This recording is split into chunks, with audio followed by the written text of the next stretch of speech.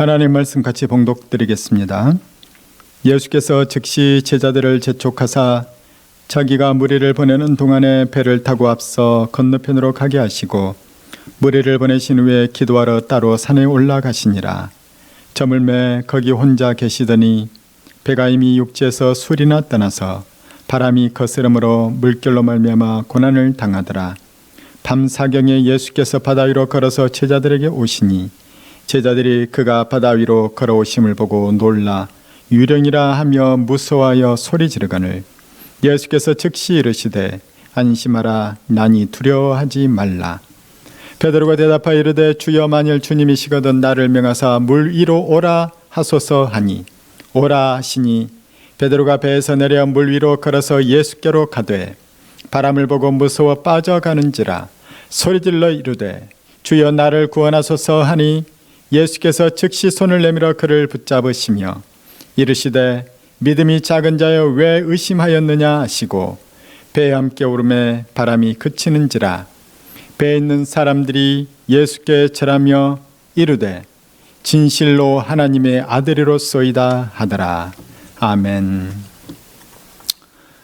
우리 인생은 수없이 많은 위기에 봉착하게 됩니다. 그때마다 우리에게 필요한 것은 건진받는 것이죠. 오늘 베드로는 위기에 봉착하였고 예수님께서 건져주시는 경험을 하게 됩니다. 자, 오늘 어떤 이야기가 펼쳐지는데 오늘 이야기 앞서서 우리는 그 앞에 어떤 일이 일어났는지를 알아야 됩니다. 그래야 이야기의 전체적인 맥락이 잡히게 되기 때문입니다. 오늘 본문이 일어난 사건 바로 앞에는 그 유명한 오병이의 사건이 있었습니다. 오병, 떡 5개와 물고기 2마리, 이것으로 남자만 5,000명이 먹은 엄청난 사건이 일어났죠. 오늘 본문 바로 앞에 그런 일이 일어났습니다. 자, 오병이어 사건에 대해서 한번 퀴즈를 내보도록 하겠습니다. 너무 유명하기 때문에. 자, 오병이어 사건에서 수많은 무리들이 점심 식사를 했을까요? 저녁 식사를 했을까요? 정답은 저녁 식사입니다. 자, 그 내용은 오늘 14장 15절을 보면 나와 있습니다. 저녁이 되매 제자들이 나와 이르되, 저녁이었다는 거예요. 날이 저물고 저녁 식사 시간이 되자 제자들이 나와서 예수님께 건의를 한다는 거예요. 예수님, 오늘 사역은 여기서 끝내야 될 것 같습니다. 사람들이 이제 저녁 식사하러 빨리 다 돌아가야지요. 여기는 빈들인데 먹을 것도 없지 않습니까? 빨리 근처 동네에 가서 사 먹도록 해야 됩니다. 자, 그렇다면 이 저녁까지 하루 종일 밥도 굶으면서 이 빈들에서 예수님과 제자들 그리고 수천 명의 수많은 군중들은 그 들판에서 과연 무엇을 하고 있었을까요? 그 내용은 우리 13절을 같이 읽어보면 됩니다. 예수께서 들으시고 배를 타고 떠나사 따로 빈들에 가시니 무리가 듣고 여러 거울로부터 걸어서 따라간지라. 예수님께서 왜 빈들에 가셨는지를 먼저 알기 위해서는 예수님 무슨 소식을 듣고 나서 빈들로 가셨거든요. 자, 무슨 소식이냐면 우리가 지난주에 함께 보았던 마태복음 14장 1절부터 12절 말씀이 뭐죠? 세례 요한의 죽음인 거예요. 세례 요한이 허무하게 죽었습니다. 헤로드 왕의 생일 잔치에서 어떤 그 아이의 춤춘 것에 대한 전리품으로 세례 요한의 목이 베어졌죠. 의인이 죽임을 당했고 악인이 득세하는 세상 가운데서 이 예수님이 얼마나 분통이 터지고 슬프고 안타까웠는지, 예수님도 이제 사람의 몸으로 오셨는데 얼마나 힘들었겠어요. 일에 손이 안 잡혔겠죠. 그래서 그냥 빈들로 간 거예요. 제자들과 함께 배를 타고 저 건너편 사람들이 없는 외진 곳으로 좀 가자. 거기서 우리 좀 한적하게 있자. 그래 빈들로 이 갈릴리 호수, 커다란 바다와 같은 큰 호수죠. 엄청난 호수예요. 그래서 그 바다에 몇 시간을 타고 배를 타고 건너편으로 갔습니다. 그런데 예수님은 매우 유명한 인사지 않습니까? 사람들은 늘 예수님 주목했어요. 예수님이 저 빈들의 배에서 내려서 어떤 빈들에 가셨다. 그 소문이 인근 고을에 쫙 퍼진 거예요. 그래서 그 근처에 많은 사람들이 예수님 찾아왔습니다. 예수님 만나러 왔죠. 그들을 바라본 예수님은 도저히 쉴 수가 없었어요. 내가 지금 세례요한이 죽어서 나의 영적인 동역자 메시아의 앞길을 예비하고 광야에서 외치는 자의 소리가 되었고 공의로운 회개를 선포하였던 하나님의 선지자, 하나님의 사람인 세례요한이 비참하게 허무하게 죽은 그런 공허한 마음, 그런 슬픈 마음이 있었지만 예수님 다시 일어날 수밖에 없었습니다. 그 내용이 뭐냐, 바로 오늘 본문의 14절 내용입니다. 오늘 본문 앞에 있는 14절입니다. 예수께서 나오사 큰 무리를 보시고 불쌍히 여기사 그 중에 있는 병자를 고쳐주시니라. 큰 무리가 예수님을 찾아서 빈들로 왔는데, 그 외진 곳에 왔는데 그들의 상황이 뭐냐, 병든 자들이 많았다는 거예요. 몸에 병이 들어서 그 어떤 의사도 고칠 수 없는, 가난해서 고칠 수도 없고, 그 가족들은 얼마나 힘들었겠어요. 중증 환자들은 가족이나 친구들이 데려왔겠고, 예수님 소문을 보기 위해서, 고치는 현장을 보기 위해서 구경꾼도 왔을 거고, 수많은 사람들이 예수님께 몰려들었는데 병든 자들을 본 거예요. 예수님은 멈출 수가 없었죠. 그래서 그들을 돌보고 그들을 고쳐주기 시작합니다. 예수님 병든 자들의 병을 고쳐주셔요. 손을 얹고 고쳐주시고 그들을 위해서 기도해 주시고 그들에게 회개하라고, 영적인 병만, 몸의 병만 고쳐서는 안 되고 영적인 병을 고쳐야 너희들이 영생에 들어간다고, 회개해라, 하나님께 나아가라, 천국의 복음에 대해서도 그들에게 가르쳐 주셨을 거예요. 예수님이 그들에게 하루 종일 그 수많은 사람들을 만나고 권면하고 가르치고 치유해 주면서 그들에게 하나님의 아들로서 메시아로서의 사역을 감당하신 것이었습니다. 그러다 보니 어느새 날이 어둑해지고 저녁 식사 시간이 되었다는 것입니다. 서둘러서 사람들이 예수님을 쫓아오다 보니까 그들이 어디 먹을 거나 제대로 챙겨왔겠습니까? 챙겨왔던들 이미 점심때 다 먹었겠죠. 하루 종일 배를 굶은 사람도 많았을 거예요. 제자들도 예수님도 종일 굶고 아마 사역을 했던 것 같아요. 그래서 제자들이 건의를 하잖아요. 예수님, 저 사람들 빨리 보내세요. 그 말은 뭐예요? 우리도 빨리 좀 쉬고 싶어요. 우리도 얼른 식사하러 갑시다. 그 얘기거든요. 그러나 예수님은 안 된다는 거예요. 왜 안 된다냐면은 밥 먹지 말라는 얘기가 아니라 이 들판 광야까지 왔는데 마을에 가려면 먼 길이라는 거예요. 배고픈 사람들을 어떻게 마을까지 보내냐는 거예요. 그리고 가까운 마을에 간들 그 마을에서 저 수천 명의 사람들이 먹을 것을 한꺼번에 사 먹을 수 있겠냐는 겁니다. 그래서 예수님 뭐라고 하냐면 우리가 좀 주었으면 좋겠다. 너희가 해결해봐라는 거예요. 그때 어떤 소년이 자기의 도시락을 예수님께 헌물로 내놓는 거예요. 예수님, 이것을 써주십시오. 그때 예수님께서 그 도시락을 가지고 축복을 하시죠. 그게 뭐냐? 물고기 2마리와 떡 5개가 쌓여져 있었던 것이에요. 예수님께서 하나님 감사합니다, 우리에게 음식을 주심을 감사합니다 하면서 자, 이것을 나눠주라고 했을 때 제자들이 나눠줬더니 5,000명, 남자만 5,000명이 배불리 먹고도 남을 지경으로 음식이 가득하게 되었다는 거예요. 그것이 바로 그 유명한 오병이어의 사건입니다. 오늘 본문 22절 앞에 바로 그 사건이 나타난 거예요. 오병이어의 역사가 일어났었던 것이죠. 그 뒷이야기가 바로 오늘 22절 말씀이라고 얘기를 했습니다. 자, 22절에 보게 되면 예수님께서 뭐라고 얘기하시냐면 날이 많이 어두워졌으니 이제 식사도 하고 날이 많이 어두워졌으니 너희들은 어서 배를 타고 집으로 귀가하라는 거예요. 너희들 어서 배 타고 가라는 거예요. 저 남아있는 무리들은 내가 지도를 할 테니 여기 뒷일은, 여기 들판 일은 남겨놓고 얼른 떠나라는 것이었습니다. 예수님께서는 남아있는 무리들을 이제 다 돌려보내시죠. 조심해 가라, 저쪽으로 가라, 잘 가라, 함께 가라, 모여서 가라. 귀가 좋지 하고 나서 예수님은 어떻게 하시냐면 그 빈들로부터 산을 향하여 올라가기 시작하십니다. 예수님 산기도를 가신 거죠. 예수님 기도하라고 하셨어요. 낮에 하루 종일 피곤하셨지만 예수님은 기도해야만 됐던 거죠. 우리가 하나님께 나아가서 기도할 때 우리는 풀리는 것이 있고 채워지는 것이 있습니다. 우리 영혼의 갈증이 채워지고요, 우리 마음에 상처받은 것들이 치유되고 회복되고요, 우리의 몸과 마음에 피곤하고 힘든 것들이 다 체험받고 회복되는 거예요. 하나님께 나아가는 것이죠. 하나님의 얼굴을 구하고 하나님으로 충만하게 되면 하나님의 은혜가 충만해서 우리에게 새로운 마음, 새로운 영혼, 새로운 몸이 되게 하는 하나님의 은혜를 덧입는다는 것입니다. 예수님은 하나님을 만나기 위해서 산기도를 가셨어요. 우리는 세상 속에 살면서 세상 속에서 부딪히며 삽니다. 그리고 세상에서 많은 걸 받죠. 세상의 지식도 받고 감동도 받고 세상 사람들의 말도 듣고 경험도 하고 보고 듣고 하면서 세상 사람들의 가치관이 우리 속에 스며든다는 거예요. 우리는 많은 것을 보고 들으면서 경험하면서 받게 됩니다. 진짜 심각한 건 오늘 내가 세상으로부터 받은 것들이 내 것이 되어버린다는 거예요.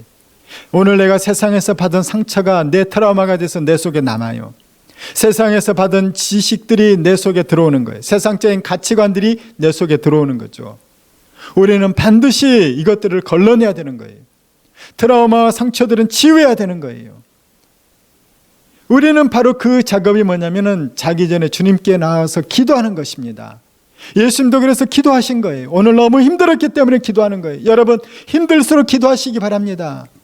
내 몸과 마음의 영혼의 치유와 회복을 위해서 세상적인 것은 걸러내고 내가 받은 것들을 더 새로운 재창조가 일어날 수 있도록 하나님의 지혜와 명철로 재창조가 일어날 수 있도록 오늘 이 밤에 기도하고 자야 된다는 거예요. 여러분 자기 전에 꼭 10분 이상씩은 꼭 기도하고 주무시길 바랍니다. 세상적인 것으로 가득 찬 사람은 세상적인 사람이 되고 하나님으로 가득 찬 사람은 하나님의 사람이 되기 때문입니다. 바로 그 기도 시간이, 말씀의 묵상의 시간이 우리를 그렇게 만들고 치유하고 회복하고 재창조하도록 이끈다는 것입니다. 꼭 기도하십시오. 기도에 관한 아주 유명한 말이 있습니다. 1시간 기도하면 나 자신을 감당하고 2시간 기도하면 내 주변 사람들을 감당하게 되고 3시간을 기도하면 사명을 감당한다는 말이 있습니다. 여러분 꼭 기도하셔야 됩니다. 1시간, 하루에 1시간 기도해야 나를 감당하는데 적어도 일주일에 하루 정도는 내가 1시간 이상 꼭 기도해야 됩니다. 혼자 하기 힘드니까 코로나가 끝나게 되면 우리 꼭 교회 나와서 금요 기도에 함께 할 수 있길 바랍니다. 코로나 아닐 때는 기도 안 해도 될까요? 아니에요. 각자 기도의 골방을 마련하라고 했습니다. 각자 기도의 골방에서 금요일만큼은 하루 1시간, 금요일 그 밤만큼 1시간 이상 꼭 기도하십시오. 일주일의 모든 트라우마 상처들을 회복하고 잘못된 지식과 정보들을 걸러내고 하나님으로 채워지고 하나님의 은혜로 채워지고 하나님의 지혜로 채워지고 하나님의 능력으로 채워지길 바랍니다. 소생되고 재창조되기를 축원합니다.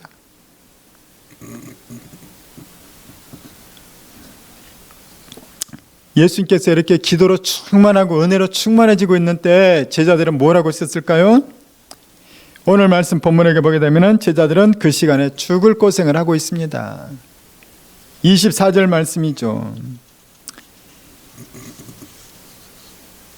24절 보게 되면 제자들이 배를 타고 이제 갈릴리 바다를 가로질러서 건너편에 가고 있었습니다.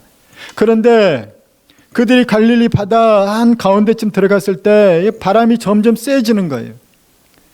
저쪽 앞으로 가야 되는데 바람이 역풍이 부는 거예요. 역풍이 부니까 돛을 내려야 되죠. 돛을 내리고 노를 지어야 됩니다. 그런데 바람이 하도 세다 보니까 안 나가는 거예요.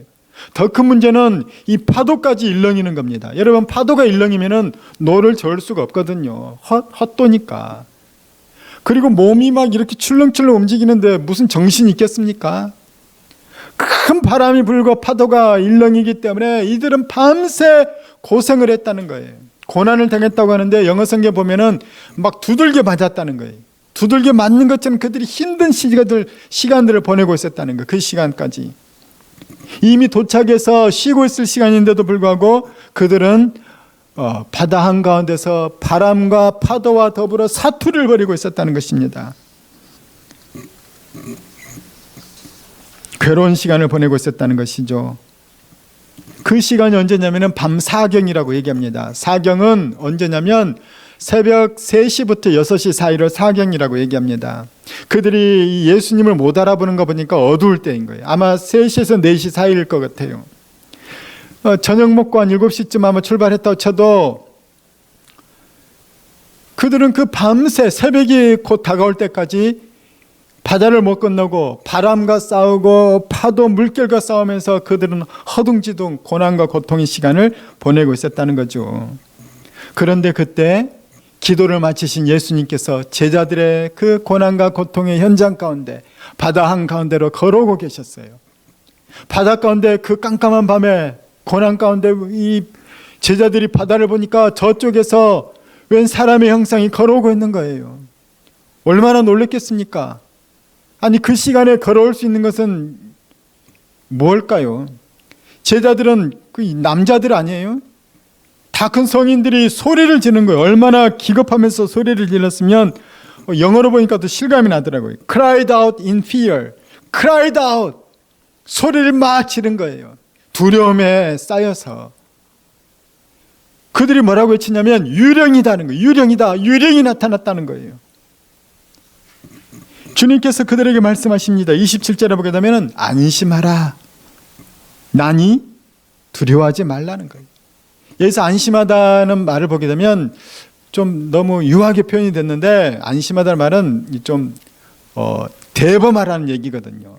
대범해라. 좀 속된 표현으로는 쫄지 말라는 거예요. 용기를 가져라. 담대해라. 유령이 아니라 나다. 두려워하지 말라는 것입니다. 그러자 이 베드로가 나서죠. 사람의 유행을 보면은 이 지정이가 강한 사람들이 있고 때가 있습니다. 이 강한 사람은 머리가 움직이죠. 문제가 생겼을 때. 그래서 어떻게 할까? 머리가 움직이는 거예요. 합리적으로, 논리적으로 지성을 막 쓰는 거죠. 감정이 강한 사람은 어떻게, 큰일이네, 힘들겠다, 어떡하지, 무서워, 힘들어, 이 감정이 먼저 작용하는 거죠. 그 의지가 먼저 작용한 사람이 있어요. 이것이 의지력이 세다는 얘기가 아니라 의지는 행동을 얘기합니다. 움직이는 사람, 먼저 움직이는 사람, 생각도 감정도 이것보다도 의지가 앞서는 거예요. 행동. 그래서 베드로가 행동이 먼저 앞서는 사람이죠. 베드로는 예수님이라면 무리를 걷는다면 나도 걷고 싶다 이거예요. 이게 행동부터 나온 사람인 거죠. 그래서 이 베드로는 좀 어린아이 같은 거예요. 나도 걷고 싶네. 그래서 제안을 하죠. 만약에 예수님이시라면 저에게 명령하셔서 저도 물 위를 좀 걷게 해주세요. 그랬더니 예수님께서 오라 얘기하시죠. 베드로는 앞뒤 재지 않습니다. 그냥 바로 배에서 내려서 물 위에 발을 내딛죠. 어떻게 됐을까요? 베드로가 물 위를 걷는 거예요. 우리 여기에서 아주 중요한 구절이 있습니다. 29절에서 중요한 단어가 있습니다. 뭐냐면 물 위에서 예수께로 가되, 이 구절인 거예요. 베드로가 예수님을 향해서 예수님만 바라보고 쭉 갔을 때는 그가 물 위를 잘 걸었습니다. 그런데 베드로가 갑자기 물에 빠지고 맙니다. 어떤 일이 있었기 때문에 물에 빠졌을까요? 30절에 보게 되면 베드로가 예수님을 향해서 예수님만 바라보고 가다가 갑자기 딴 곳을 바라봅니다. 무엇을 봤냐면 바람을 본 거예요. 세찬 강풍을 본 거예요. 그 강풍 때문에 일렁이는 파도도 봤을 거예요. 센 강풍, 일렁이는 파도, 그것은 무엇일까요? 베드로의 두려움의 대상인 거예요. 밤새 저 강풍으로 인해서 저 일렁이는 파도 때문에 우리는 앞으로 나가지 못했어요. 우리가 계속 저것 때문에 실패했어요. 우리는 배가 뒤집힐 뻔했고 죽을 위기를 겪었고, 우리의 두려움의 대상, 우리가 극복하지 못할 난공불락, 어려운 문제들, 나를 절망하게 했던 것들, 그것들이 바로 뭐냐? 강한 바람, 억센 파도, 드센 파도라는 거예요. 베드로는 주님을 보고 가다가 그 나를 힘들게 했던, 나의 밤새 지난 시간 동안 날 힘들게 했던 나의 과거의 트라우마를 본 거예요. 상처를 본 거예요. 그 큰 두려움의 존재를 본 것이죠. 그런데 그것이 또 나를 엄습해 오는 거예요. 이것이 현실의 문제가 된 거예요. 과거에도 나를 힘들게 했는데 지금 또 나를 닥치고 나를 덮치고 있는 거예요. 현실의 문제 앞에서 베드로는 주님을 바라보지 않고 현실의 문제를 보면서 그것을 향해서 바라보다가 그에게 뭐가 들어오냐면 두려움이 들어온 거예요. 두려움이 들어왔을 때 베드로는 믿음을 잃고 물에 빠지기 시작합니다. 나를 두려움에 떨게 한 나의 과거, 현실에 닥친 그 문제는, 그 실패 경험들은 우리를 겁을 먹게 하는 것입니다. 그리고 주님을 놓치게 합니다. 주님을 더 이상 바라보지 못하게 하고 문제에 둘러싸여서 두려움에 쌓이게 하죠. 그때 베드로는 풍덩 바다에 빠지고 말았던 것입니다. 바로 우리에게도 그런 일이 일어난다는 거예요. 여러분은 무엇이 여러분을 빠지게 합니까? 주님을 더 이상 바라보지 못하고 무엇이 여러분을 실족하게 합니까? 무엇이 여러분을 절망하게 하고 무엇이 여러분을 두려움에 휩싸이게 합니까? 사람들은 그렇게 물속에서 허우적거리며 빠지면서 허우적거리다가 죽어가게 되는 것이죠. 그러나 베드로가 잘한 것이 있습니다. 비록 두려움에 빠지고 현실의 문제 앞에서 그가 실족했지만은 베드로가 잘한 것은 그 허우적거리는 와중에 주님을 바라본 거예요. 주님 살려주십시오. 주님 저를 구원해 주십시오. 구출해 주십시오. 주님 저를 구해 주십시오. 주님께 외친 거예요.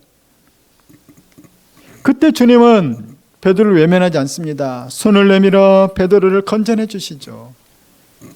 베드로를 구출해 주신 거예요. 여러분, 베드로가 왜 물에 빠졌습니까? 31절에 보면 주님께서 하시는 말씀이 있어요. 믿음이 작은 자여 왜 두려워하느냐. 믿음이 작아졌기 때문이라는 거예요. 여러분, 문제를 크게 보게 되면은, 현실과 문제를 크게 보게 되면 하나님이, 예수님이 작아지게 됩니다. 현실을 크게 두려워하게 되면 우리의 믿음이 작아지게 되는 것이죠. 반대로 우리의 믿음이 커지면은 문제는 작아지는 거예요. 두려움은 작아지는 거예요. 하나님이 크면, 예수님이 크면 문제는 너무나도 사소한 것이 되고 맙니다. 온 우주를 창조하신 주님, 온 세계를 심판하시는 주님, 우리를 생사화복을 주관하시는 주님, 전능하신 하나님이 나의 하나님이 되시면 문제는 작은 거예요.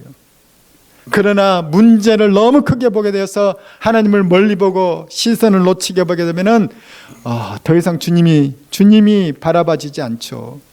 정신을 못 차리는 것입니다. 우리는 자꾸 속습니다. 저거는 안 될 거야. 밤새 우리가 노력했는데 우리 죽을 뻔했잖아. 저 바람이 우리를 죽일 뻔했고 저 파도가 우리를 죽일 뻔했잖아. 배가 뒤집힐 뻔했잖아. 우리가 아무리 노력해도 열매가 없잖아. 앞으로 나아갈 수 없었잖아. 우리의 실패 경험들, 현실에 닥친 그 큰 문제 앞에서 우리는 자꾸만 실족하게 된다는 것입니다. 저것은 이길 수 있는 게 아니야. 다른 사람들도 못 이겼고 나도 전에도 못 이겼어. 나는 또 실패하고 말 거야. 어떡하나 하면서 두려움에 빠지게 하는 그것들이 우리에게 있다는 것입니다. 도저히 감당할 수 없는 현실의 큰 문제 앞에서 우리들은 어떻게 해야 될까요? 그냥 허우적거리면서 그대로 죽어가야 할까요? 아닙니다. 베드로처럼 하면 됩니다. 다시 주님을 바라보면서 주님 저를 구해 주시옵소서, 주님 저를 살려 주시옵소서, 주님을 바라보며 주님께 외치는 것이에요. 그러면 주님은 손을 내미시고 우리를 붙잡아 주십니다. 우리를 구출해 주시는 거예요. 그러면 되는 거예요. 베드로는 주님과 함께 배에 올랐고 이어서 바람까지 그치게 됩니다. 그 내용이 바로 32절 말씀인 거죠. 그 베드로가 물을 걷고 예수님 물 위를 걷고 심지어 그 일렁이던 파도와 바람까지도 찬찬해지는 그 모습을 보면서 사람들은 그제서야 예수님께 고백을 하는 것이 33절에 나옵니다. 뭐라고 고백합니까? 사람들은 주님께 절을 하면서, 예수 절을 한다는 것은 우리나라처럼 큰 절을 하는 게 아니라 경배를 올려드린다는 거예요. 경배를 하면서 당신은 하나님의 아들이십니다. 당신은 하나님이라는 것, 하나님의 신적인 권능이 있으신 하나님이라는 것이죠. 여러분, 예수 그리스도는 하나님의 아들이십니다. 하나님의 아들이신, 우리와 다른 차원의 존재이신 하나님의 아들, 그 풍성과 영생과 영광과 존귀의 자리 하늘에서, 하나님의 나라 그곳으로부터 하나님의 아들이 이 땅에 내려오신 거예요. 하나님의 아들이 왜 이 땅에 오셨습니까? 하늘의 영광과 보좌, 그 영광 권세를 버리고 왜 이 땅에 연약한 자로 오신 거예요? 무엇 때문이냐면 세상 풍파에 휩쓸리고 고난과 사망과 죽음의 이 바다에서 허우적거리는 우리를 건져내 주기 위해서라는 거예요. 우리를 구원하기 위해서 예수님이 땅에 오셨습니다. 예수님께서 베드로를 처음 만났을 때 베드로에게 이런 말씀을 하시는 거예요. 베드로와 이 야고보 형제인데 그들이 물고기를 잡고 있었습니다. 자, 마태복음 4장 18, 19절입니다. 갈릴리 해변에 다니시다가 두 형제 곧 베드로라 하는 시몬과 그의 형제 안드레가 바다에 금을 던지는 것을 보시니 그들은 어부라. 말씀하시되 나를 따라오라. 내가 너희를 사람을 낚는 어부가 되게 하리라 하시니. 베드로를 처음 만났을 때 예수님은 베드로를 향해서 예언을 하십니다. 베드로야, 네가 여태 물속에 있는 물고기를 건져 올렸지? 앞으로는 내가 물속에 빠진 사람들을, 그 영혼들을 건져내는 그런 사람이 될 것이다. 죄와 사망의 바다에서 허우적거리며 도저히 살아날 수 없는 사람들을 네가 복음을 전해서 살려낼 것이라는 거예요.